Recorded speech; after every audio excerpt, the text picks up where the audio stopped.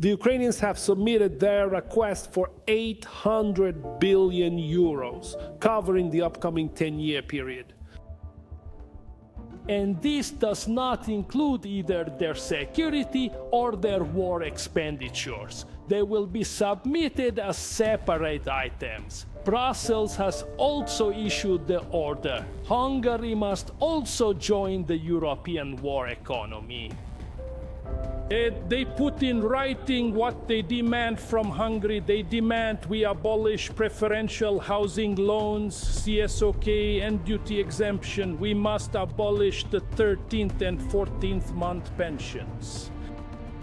Instead of the flat rate proportional income tax, let's introduce the disproportionate, as they call it, progressive tax system. Let's abolish the tax benefits for families. Let's abolish the utility cost reduction.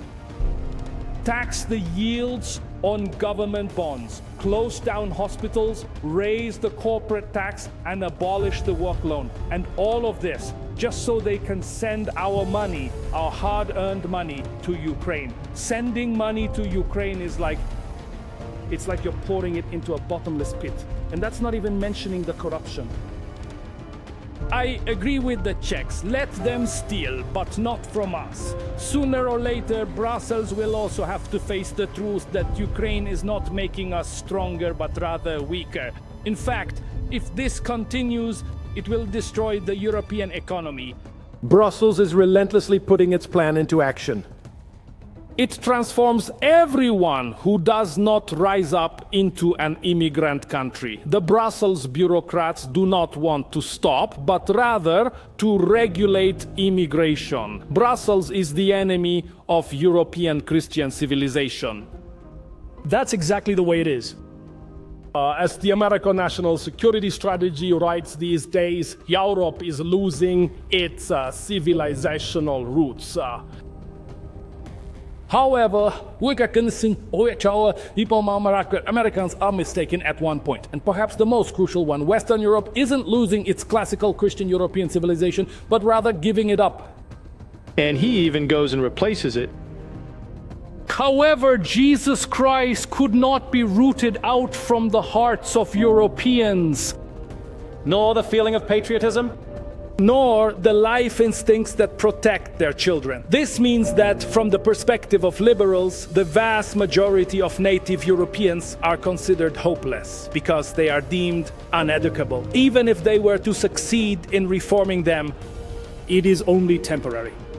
They keep returning to the tenets of Christianity. Their sense of patriotism is rekindled, and they won't let their children be treated like gender experiment guinea pigs. They are incorrigible.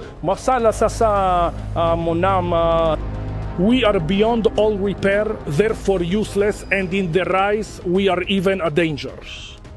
We need to be neutralized. The concentrate is far too strong. It must be diluted.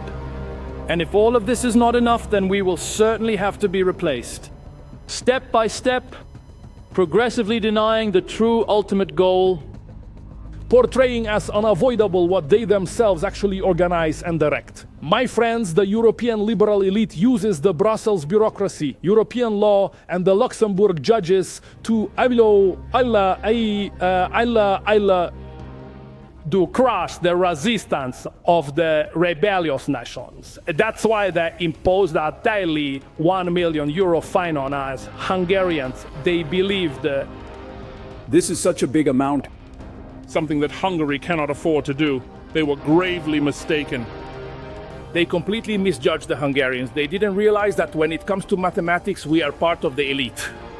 It's easy to calculate that the daily €1 million fine paid for the preservation of Christian Hungarian civilization is a far smaller price than the migration expenses of a Hungary transformed into an immigrant country would be.